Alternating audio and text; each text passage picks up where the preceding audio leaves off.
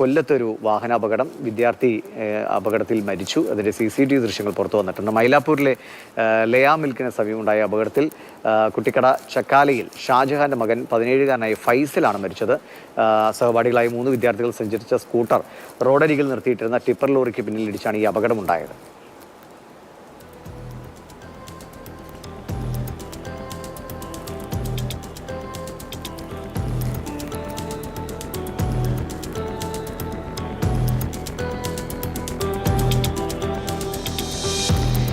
കണ്ണൻ നായരുണ്ട്. വിവരങ്ങളായി കണ്ണൻ, അങ്ങനൊരു ഒരു മരണത്തിലേക്ക് പോകുന്ന പോലെയുള്ള അപകടം തോന്നുന്നില്ല. പക്ഷേ ജീവൻ നഷ്ടമായിരിക്കുന്നത് എപ്പോഴായിരുന്നു? എവിടെ വെച്ചാണ്? ആശുപത്രിയിൽ എത്തിച്ച ശേഷമാണോ മരണം സംഭവിച്ചത്?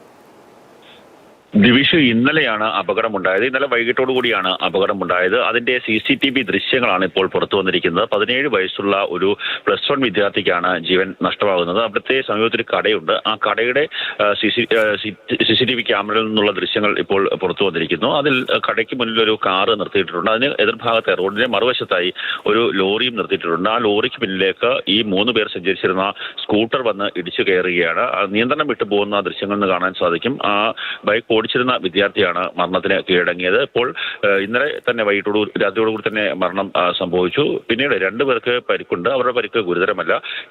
ഈ ലൈസൻസ് ഉണ്ടായിരുന്നില്ല, 17 വയസ്സുകാരനാണ്, ലൈസൻസ് ഉണ്ടായിരുന്നില്ല. 3 പേർക്കും ഹെൽമെറ്റ് ഉണ്ടായിരുന്നില്ല. അതാണ് മരണത്തിലേക്ക് നയിച്ചതെന്നാണ് പോലീസ് അതുപോലെ തന്നെ മോട്ടോർ വാഹന വകുപ്പ് ഉദ്യോഗസ്ഥരൊക്കെ തന്നെ പറയുന്നത്. ശരി, എന്തായാലും വാഹനം ഓടിച്ച വിദ്യാർത്ഥിയാണ് മരിച്ചത്. ഇടിയുടെ ആഘാതത്തിൽ ഈ ലോറിയുടെ പിന്നിലേക്ക് തല കനത്ത രീതിയിൽ ഇടിച്ചു എന്ന് തോന്നുന്നു. ആ സമയത്ത് അനങ്ങുന്നുണ്ട്, പക്ഷേ പിന്നീട് മരണം സംഭവിക്കുകയായിരുന്നു. ഹെൽമെറ്റ് ഇല്ലായിരുന്നു. ഇതിൻ്റെയൊക്കെ ഒരുപാട് നമുക്ക് ഇങ്ങനെ ചെയ്യരുത് എന്ന ഓരോ അപകടങ്ങളും കഴിയുമ്പോഴും പറയുന്നുണ്ട്. പിന്നെയും സങ്കടകരമായ സംഭവങ്ങൾ ഉണ്ടാകുന്നു എന്നാണ്. അവിടെ കുട്ടിക്കട ചക്കാലയിൽ ഷാജഹാന്റെ മകനായ വെറും 17 വയസ്സ് മാത്രം പ്രായമുള്ള ഫൈസൽ എന്ന കൗമാരക്കാരനാണ് ഈ അപകടത്തിൽ മരിച്ചത്. കണ്ണനാണ് വിവരങ്ങൾ നൽകിയത്.